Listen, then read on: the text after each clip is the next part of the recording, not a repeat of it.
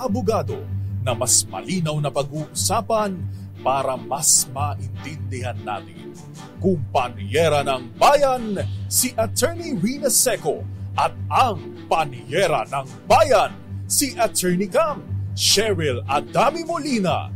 Dos Kumpanieras sa DZRH Radio, DZRH TV at DZRH Online. Bago mo kasuhan, bago ka pumirma, bago ka makipagkasundo, makinig muna sa Dos Kumpanieras. Dos Kumpanieras. Naimbag nga rabi, kada kayo amin, Luzon, Visayas, Mindanao. Matiin na rin natin yung mga nakikinig dyan sa West Philippine Sea. Kasama niyo na po ngayong gabi, Attorney Cam Cheryl Adami Molina. Sa ngalan po ng aking kapartner, Attorney Rina Seco, ako po ang makakasama niyo sa programang Dos Kumpanieras, kung saan itong programang to ay nagbibigay ng legal education para po sa mga kababayan natin na merong problema, no? Merong sigalot, lalong-lalo na, no? Doon po sa mag-asawa o kaya mag-live-in na nakikinig po ngayon. Dahil ang topic po natin ngayon ay napapanahon. Dahil marami tayong naririnig ng mga naghihiwalayan, hindi lamang mga ordinaryong tao, pati mga artista, hindi ba? Sabi nila, year 2023, maraming mga nag-break up na mga Hollywood, not Hollywood, dito sa Philippines. Yung mga artista sa Pilipinas, mga sikat na mga married couple, iba naman ay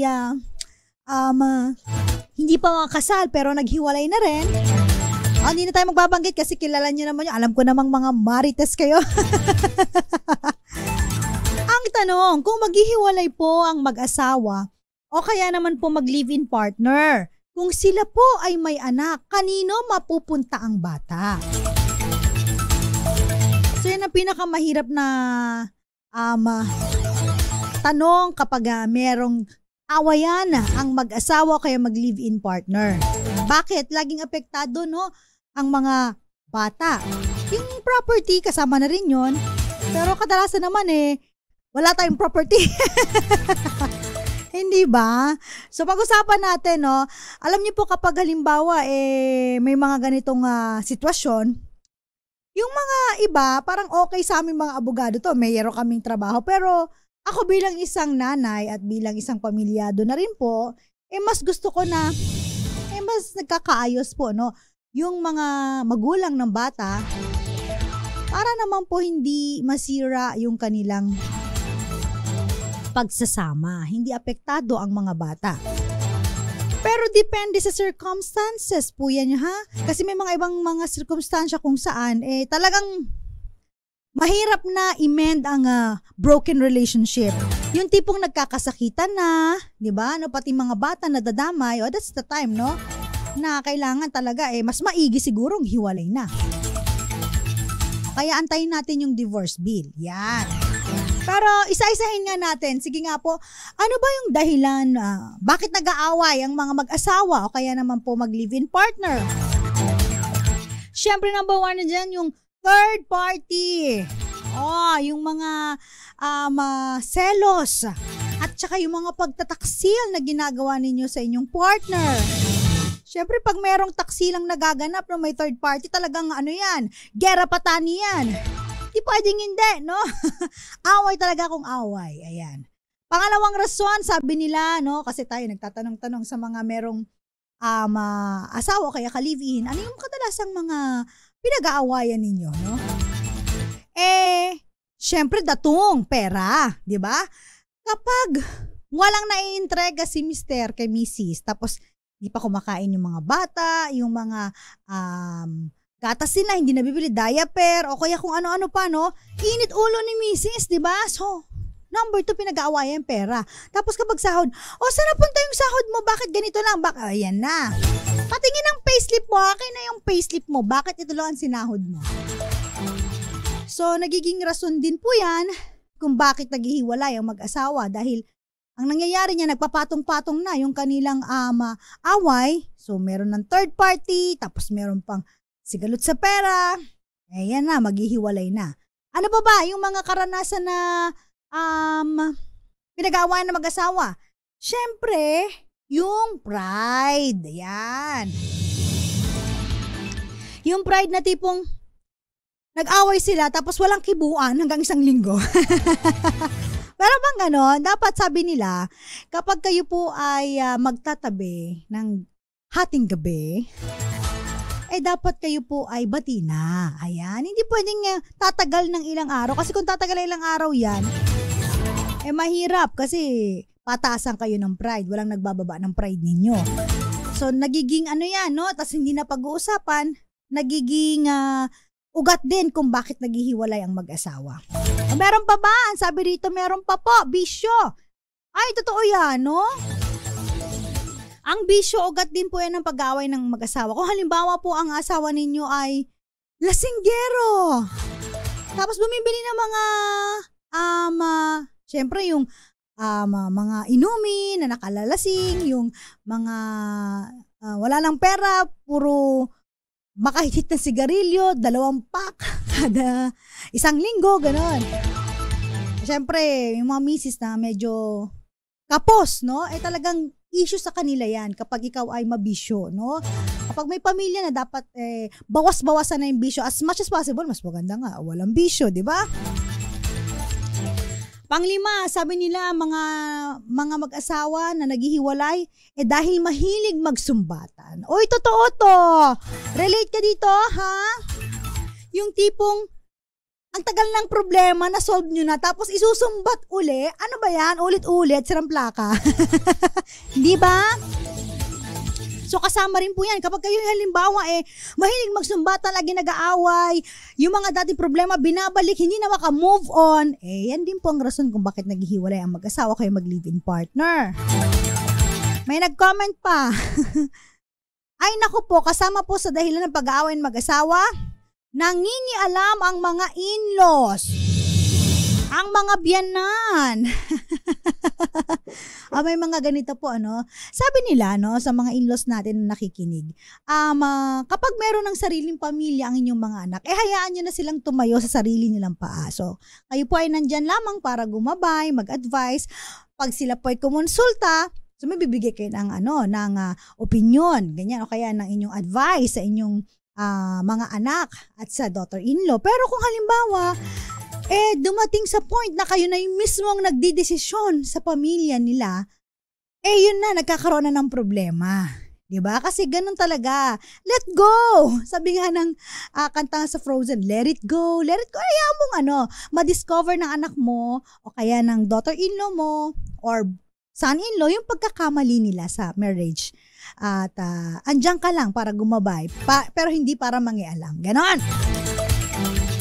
Ito pa isang pinag-aawayan daw po ay sustento sa pamilya. Okay, kasama rin po ito, kasi may mga iba na halimbawa, kayo po ay nagkakilala magjowa pa lang. Breadwinner na itong si partner mo. So, ang gusto mo ngayon na mag-asawa kayo,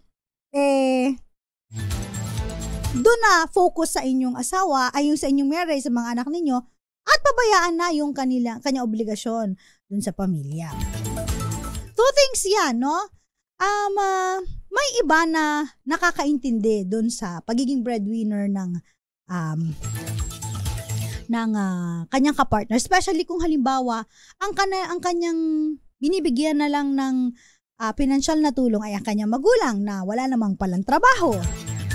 Pero yung mga kapatid, na laging umaasa, dapat po kasi hindi yan binibigyan ng yung parang sustento. Bagkus tinuturuan mo sila dapat kung paano kumita. So, hindi mo sila bibigyan ng isda, bibigyan mo sila ng pamingwit para sila ay matuto kung paano mangisda. Diba? Tama ba yon? So, ganun po, pagdating sa sustento sa pamilya, issue talaga yan sa mag-asawa. And in fact, meron ako baka mga kilala dyan na naghiwalay because of this issue. So, sana maayos. Ayan. Next. May nag-comment po, kulang daw po sa dilig kaya nag-aaway.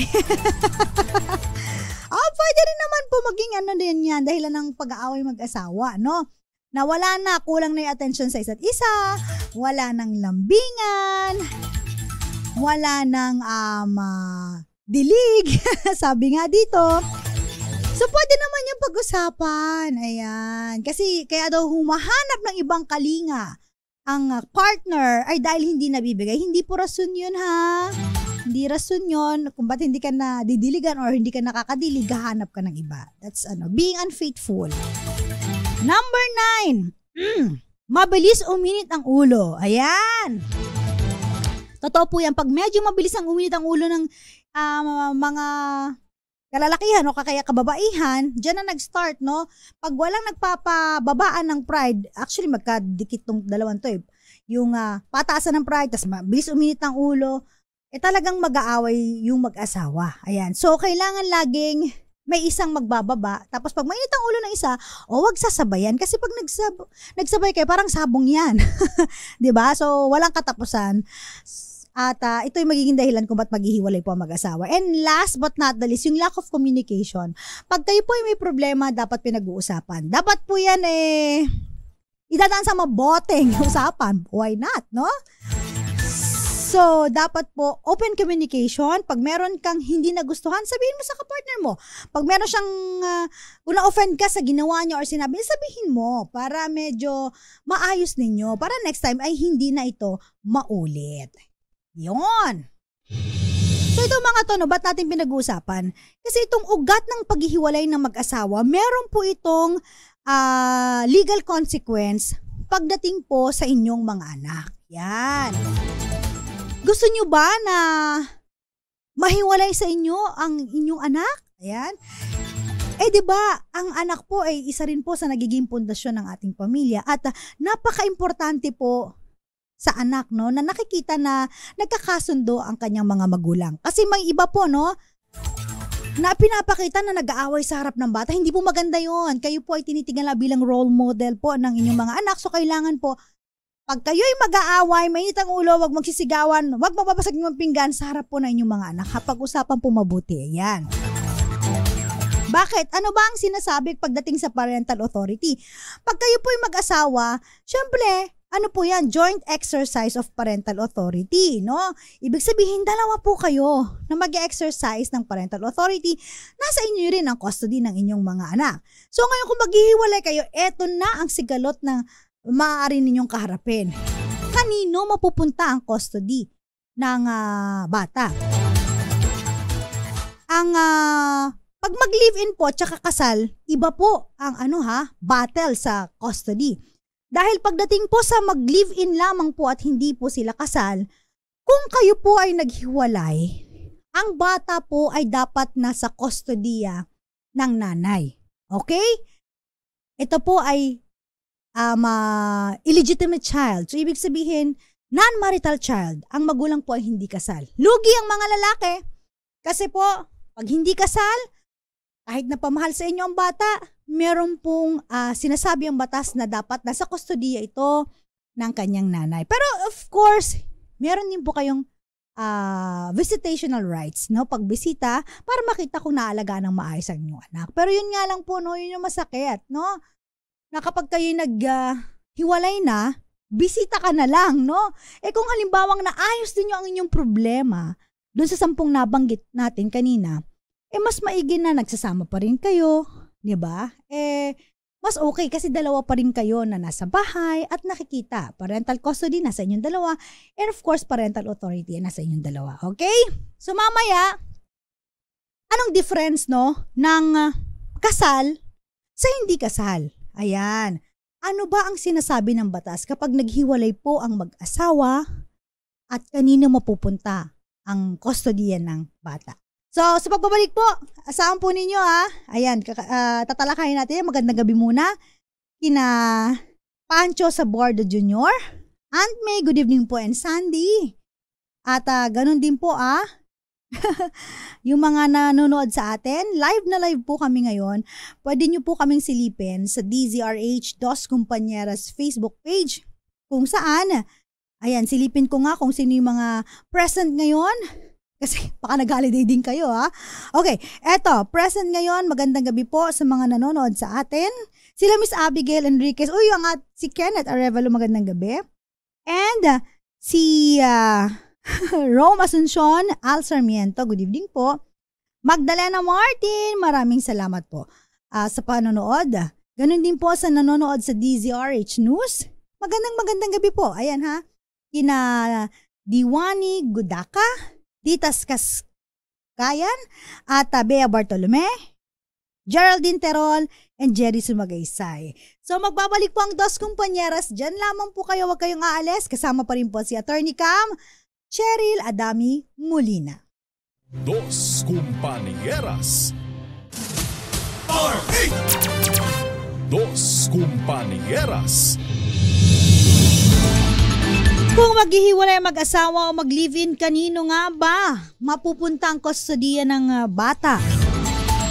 Yan ang pinag-uusapan po natin sa programang Dos Compañeras. Kasama po of course si Attorney Cam, Cheryl Adami Molina. O meron nga po pala akong TikTok account, baka gusto nyo pong silipin. Ayan, search nyo lang po, Attorney Cam. Yan, pag medyo may time po sa Attorney Cam, sumasagot po ako ng mga questions mula po sa ating mga viewers. And like and follow nyo na rin po para updated kayo sa mga batas na dinidiscuss ni Attorney Cam. Ito, pinag-uusapan po natin yung parental authority. So kanina sinabi na po natin na kapag hindi po kasal ang mag-asawa, yung mag-live-in lang, kasi may mga ibang tawag sa kanila mag-asawa, pero mag-live-in lang talaga sila. So hindi sila kinasal sa pamamagitan ng simbahan o kaya kay mayor, kay judge, di ba? So pag ganun po, ang kustodiya po ay nasa nanay. So ang parental authority, ina-exercise po ng nanay. Kaya hindi po totoo na yung sinasabing, oh ikaw, nanay, wala kang trabaho. Dahil wala kang trabaho, dapat dito yan. Mas mayaman ako. O kaya naman, mas malaki ang sahod ng lalaki. So dapat ang parental authority ay nasa tatay. No? Hindi po ganun po ang batas. No? Kapag, again, regardless kung mas malaki ang kita ng tatay, kung hindi kayo kasal, ang parental authority shall be exercised by the mothers. Nanay po, nanay, okay? Minsan nangyayalang pa yung mga in-laws no? Dito lumaki sa amin yan Kaya may nakita kayo, di ba, nagwa-viral. Pag pumupunta yung nanay, kinukuha ang bata, no? Kasi parang pinaalis siya, tapos ngayon, humingi siya ng tulong sa mga, of course, authorities like the SWD, sa mga police, no? Talagang para makuha yung custodiya or yung parental authority doon po sa kanyang kinakasama. Okay? Pero paano naman po kapag halimbawa kasal and then nag-undergo ng legal separation? Kanino na po mapupunta ang kustodiya ng bata? Ayaw naman natin umabot sa ganun sana na maghihiwalay po ang mag-asawa sa mga simpleng away lamang. Of course, kapag medyo matindi na, talagang baka yun na ang pinaka-the best, no? Pero kung halimbawang pwede naman palang pag-usapan, nadala lang ng emosyon, file ng legal separation, ang sinasabi po ng batas, ang parental authority po ay i-exercise kung sino po ang dinesignate ng korte na siyang mag-exercise ng parental authority. Pero, syempre, tinitignan po ng korte, no? Ano ba yung best interest ng child? At saka meron pong sinasabi ang batas, no? Na wala pong bata na edad na mababa po sa edad 7 years of age, no? Ibig sabihin, pag ang bata ay hindi pa 7 years of age, mas mababa pa sa edad na yon, ang bata po ay nasa magulang. So, nasa magulang, nasa nanay. So, parental authority ng nanay. Unless, may compelling reason na makita ang korte na, itong nanay pala na to ay unfit na mag-exercise ng parental authority. Nagdodroga pala ito, pinagdadrugs yung mga anak niya. O kaya naman, walang trabaho, pinapanlimos o kaya naman involve yung bata doon sa mga sexual activities, yung mga sexual, yung mga trafficking, no, yung child trafficking. So, pag ganun po, unfit ang nanay, ibibigay po yan sa custody ng tatay, no? Pero kung walang mga ganong circumstansya, sa nanay din po yan. At pag ang nangyari naman po ay ang bata naging 7 years old na, pataas, no? tinitignan po, no, kung binibigyang bigat din po kung sino yung pipiliin nung bata, no? So, ang hirap kung halimbawa ang bata po ay dadaan sa mga ganong sitwasyon, syempre yung kanilang experience, no, yung kanilang nararamdaman, so mabigat po para sa isang bata na dumaan kapag ganito ang problema ng kanilang mga magulang. Okay, kapag halimbawa po, no, ang mag-asawa, hindi naghiwalay, pero namatay yung isang asawa, of course, ang magiging parental authority, ang mag-exercise ng parental authority, kung sino yung nabubuhay. So, ganun po kasimple yun. Namatay si nanay, di si tatay. Namatay si tatay, si nanay. Ganun po, no? Pero iba ang kaso kapag halimbawa po, namatay pareho yung parents. So, sino na po ang mag-exercise ng parental authority or yung custody ng bata? Ayan. Dos Compañeras. Now, pag pinag-usapan po natin yung substitute parental authority, no? Patay po ang parehong magulang o kaya naman nakulong pareho ang magulang dahil sila po ay nahuli sa bypass operation. May mga anak sila, no? Kanino mapupunta yung bata? So in case of death, kamatayan o kaya biglang nawala yung mga parents, no, yung pala nagtrabaho abroad, parehong nagtrabaho abroad. O kaya naman, unsuitability of the parents, halimbawa, yun nga, nahuli sa bypass operation. Ang substitute parental authority shall be exercised by the surviving grandparent. Dito na papasok sila lolo't lola. Opo. Pero alam niyo ito yung substitute parental authority? Kahit nandyan yung nanay tsaka tatay, no, nagtatrabaho. Ugali kasi natin Pilipino, iniiwan kila lolo't lola yung mga bata. Kasi nga naman, tiwala tayo, hindi ba? Minsan mas may tiwala pa tayo sa kakilala natin, kamag-anak, kaysa dun sa mga iba na strangers, no?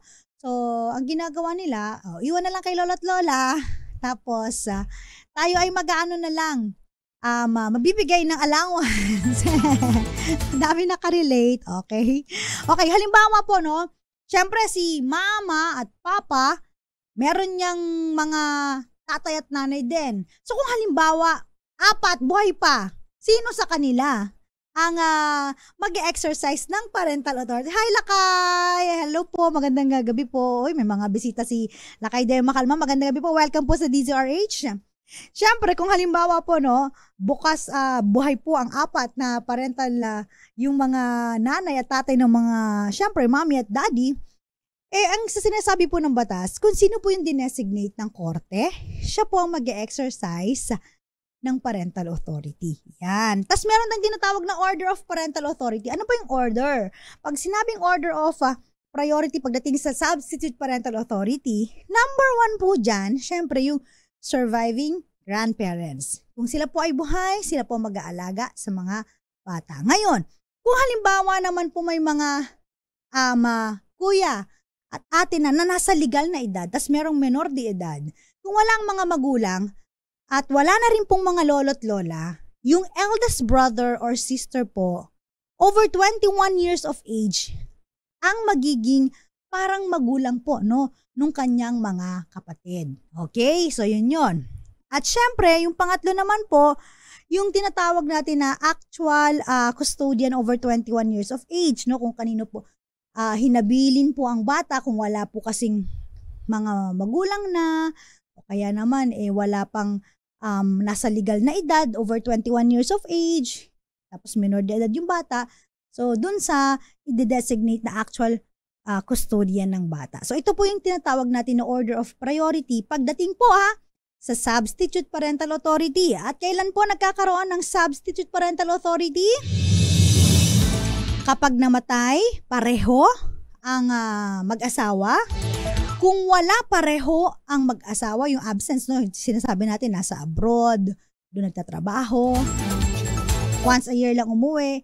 At pangatlo, syempre, yung tinatawag natin unsuitability of parents, ibig sabihin, no, example dito yung yun nga, nakakulong pareho ang parents, o kaya naman nasa rehabilitation pareho ang parents. So, merong mental incapacities, o kaya naman po drug-related. So, yun po ang hahalili sa kanila. Okay? So may mga question po dito na mga nagme-message sa atin. Mamaya sasagutin po natin yan. Ayan. Sa mga nagtatanong po, no? Grabe naman po pala kapag naghiwalay ang mag-asawa. Opo, no? Medyo number one kapag ang mag-asawa po, no, na naghiwalay, na dumaan po sa legal process, madugo po yan, no?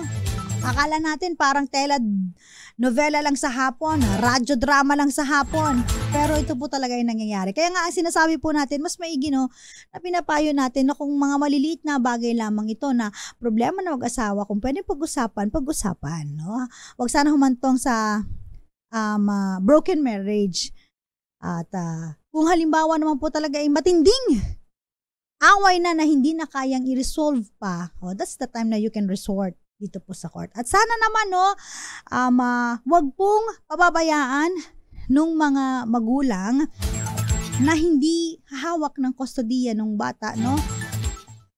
Iba kasi parang nagfi-feeling single, nagfi-feeling na. Huwag kakalimutan ang obligasyon sa inyong mga anak, ha? Alright, eto may mga question dito. Kung halimbawa po naghiwalay kami ng live-in partner ko, magkano po dapat naman ang ibinibigay na financial support? Financial support po ito, no, ng tatay para sa bata. Yun.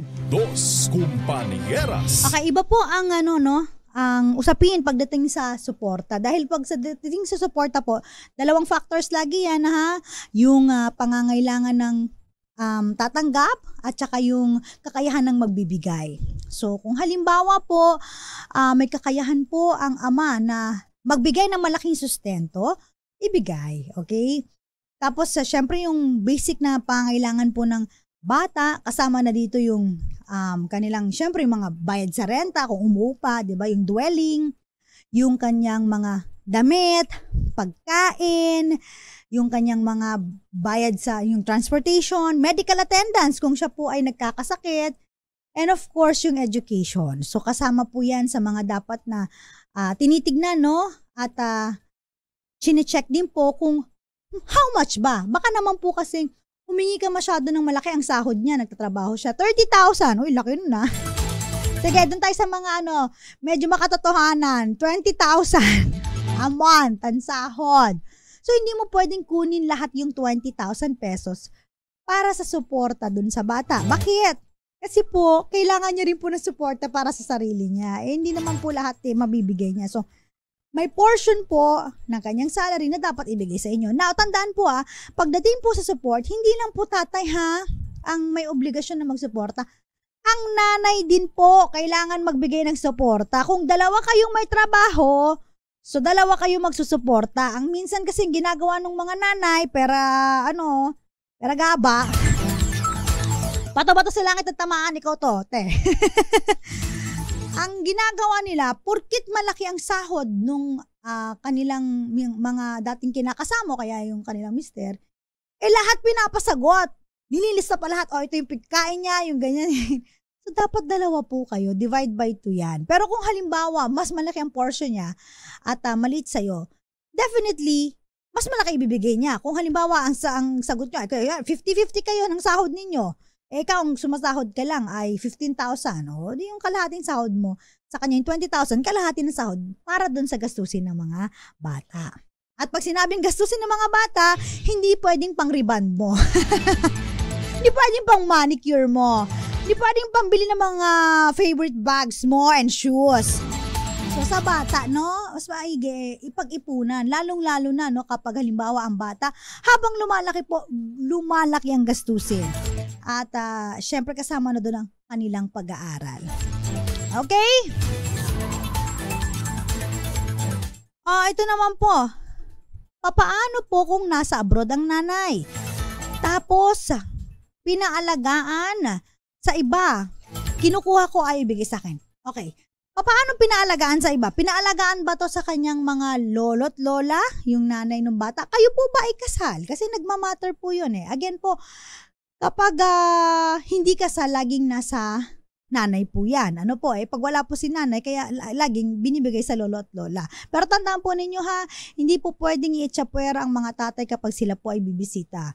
Yung kanilang visitational rights dapat po ay nandyan pa rin po para makita kung halimbawa lumalaki bang maayos. At syempre yung bond ng tatay at anak ay iba rin po no sa bond ng nanay at anak. So importante din na may gabay pa rin ng mga tatay pagdating po sa kanilang mga anak na minor de edad. Eto, kung wala pong trabaho ang nanay at hindi po kasal, kanino mo po pupunta? Okay, kanina signanugunta po natin to. Kung walang trabaho ang nanay po, it doesn't matter. Sa nanay pa rin po yan, no? Wala naman pong sinasabi ang batas na ang mga non-marital child sa nanay na may trabaho, no? Ang sinasabi lang po nila sa nanay. Ayan. So, ibig sabihin, sa nanay pa rin siya, regardless of siya ay may trabaho wala. Ang trabaho naman darating at darating din yan. Especially kapag mga single mom, saludo ko sa mga single mom na napakasipag, kumayod para sa kanilang mga anak. Kaya naman dapat pinapalakpakan yung mga yan. Not only the single mama, yung mga single dad din. Kasi may kilala po ako, single dad, napakatutok sa kanyang mga anak. Ayan, si Leo Bungaling.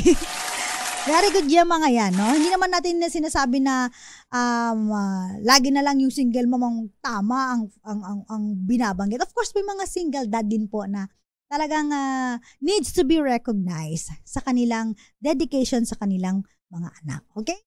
Eto naman, question pa rito? Papaano po kung nasa authority ng nanay pero pinapabayaan ng nanay ang mga bata? Oy, mamaya sasagutin po natin yan sa pagbabalik ng Dos Compañeras. Kasama niyo pa rin po Attorney Cam Cherry Ladami Molina. Oras po natin, alas 7:12 ng gabi. Wag po kayong aalis, wag maglilipad. Dito lang po sa DZRH, Dos Compañeras. Dos Compañeras. This time check is brought to you by ACS Men. RH. Dos Compañeras. Attorney Cam pa rin po ang kasama ninyo, Cherry Ladami Molina. Sa ngalan po na aking kapartner, Attorney Rina Seco, pinag-uusapan pa rin po natin kung halimbawa maghihiwalay po ang mag-asawa o mag-live-in partner, kanino mapupunta ang kustodiya ng bata. Pero bago yan, batiin ko lang muna yung mga nakatutok sa atin. Yung mga kamag-anak nila kay Deo Macalma from Australia. Magandang gabi po ay tayo binisita dito at sila po ay nag-picture-picture. Ayan. Magandang gabi. And ito po, magandang gabi rin po sa mga nakatutok sa atin. Ayan, sa DZRH News. Si Bea Bartolome, Geraldine Terol. Sanya mga pakilamero talaga po yung mga in-laws. Jerry Sumagaysay and Saturnino Lau Ay Senior. Ganon din po sa mga nakatutok sa atin sa DZRH Dos Compañeras Facebook page. Like, follow, and share nyo po ha. Boboy Puertos ng Puerto Princesa City ng Palawan. Richelle Adarlo, magandang gabi po. Hilaria Pagunuran, magandang gabi rin po. Hil Ocampo, magandang gabi sa mga nanonood po at nakikinig dito po sa may Quezon Province. At eto pa.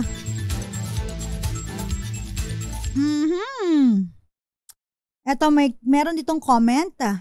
Si MM na lang, wag na natin magitin yung pangalan niya. Sabi niya, yung pamangking ko, babae. Okay? Nagkahiwalay sila ng lalaki dahil may nakilala ng lalaki sa social media. Ngayon, kasama na niya ang lalaki. Siya ang nag-work sa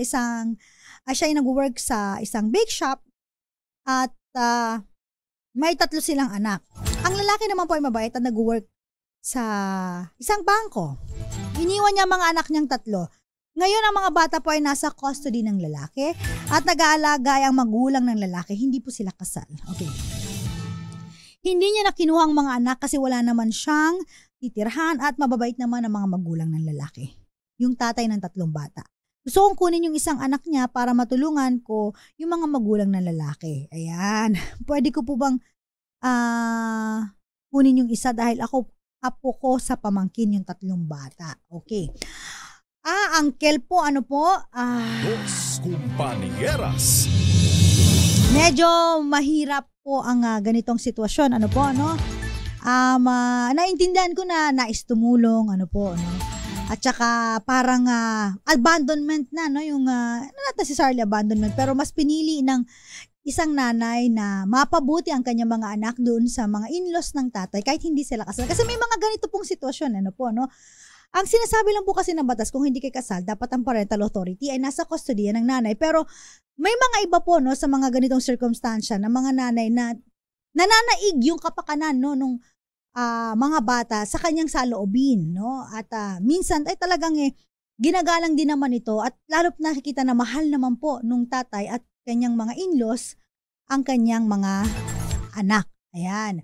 At kung kayo po sana ay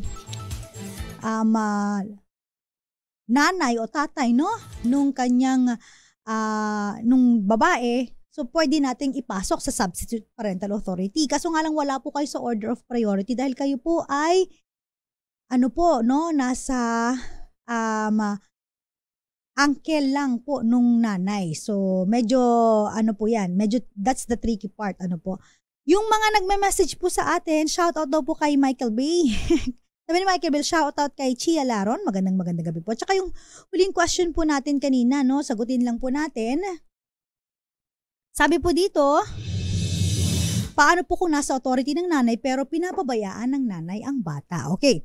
Ito yung sinasabi natin na maaring unfit, no? Yung nanay. So pag unfit po, no? Sinususpend po ang parental authority. No, ibig sabihin hindi binibigay sa nanay ang bata. Ano yung mga example nito? Kapag ang bata po ay tinatrato ng excessive harshness and cruelty. Halimbawa po grabe po, no, yung mga pagpaparusa na ginagawa doon sa bata pag nagkamali, especially mga menor de edad.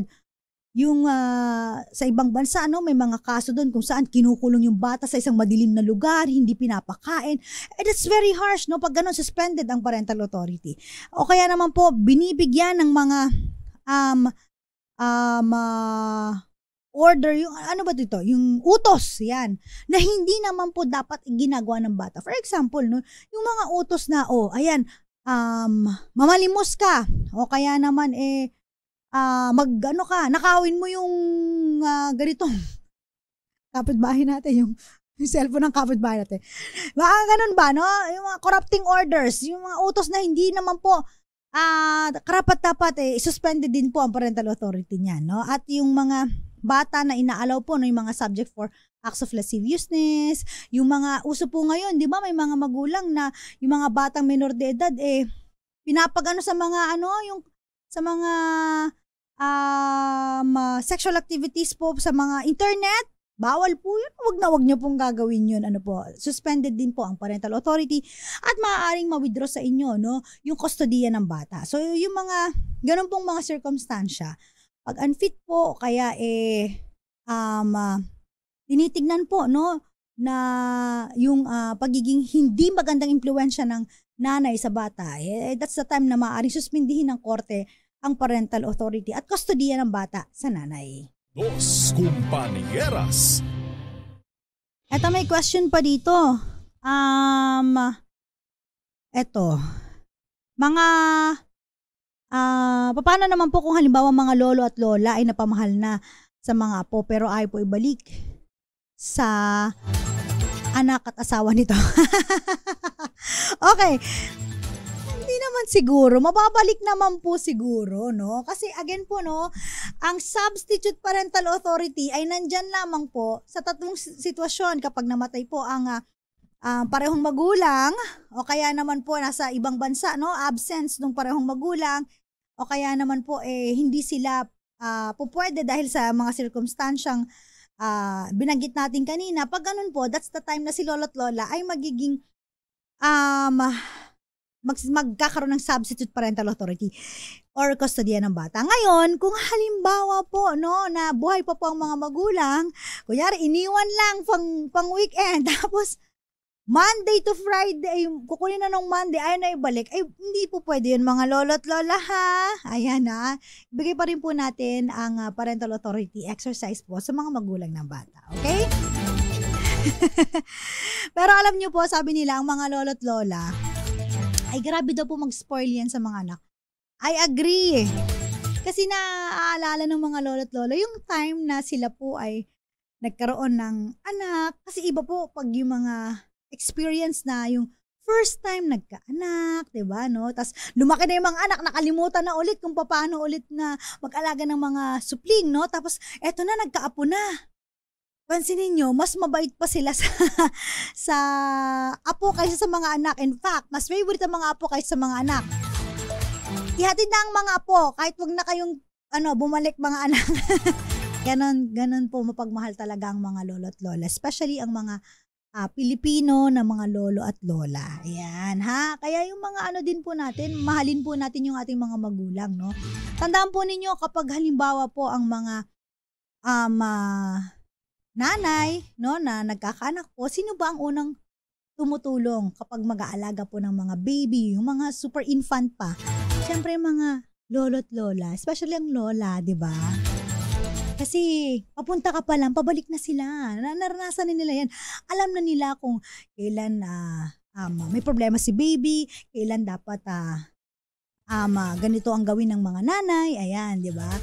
Kaya saludo tayo sa mga lolo at lola na hanggang ngayon ay gumagabay pa rin, no, sa kanilang mga anak, especially sa pag-aalaga ng kanilang mga infant. Yung mga kapapanganak lang, hindi ba? Ay, ang bilis naman ng oras.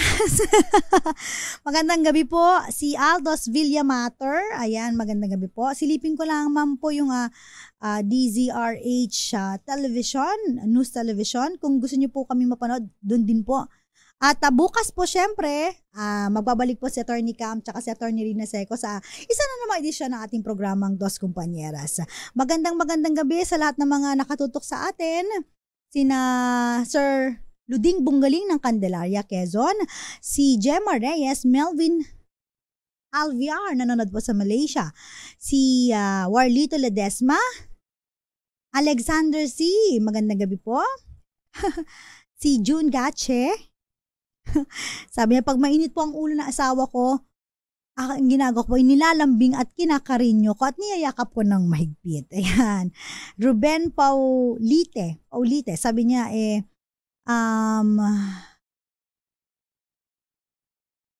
papaano daw po kung halimbawa live-in partner po sila tapos naghiwalay at nakipag-live-in po yung babae sa ibang lalaki, pwede po bang mapunta sa tatay anak? Depende po sa sitwasyon, kasi po, again po, kailangan ipakita po na unfit po ang nanay para maibigay ang custody, or matanggalan siya ng parental authority. Kasi nga po, ang sinasabi po kasi dito, kapag halimbawa non-marital child, dapat po ang parental authority ay nasa nanay.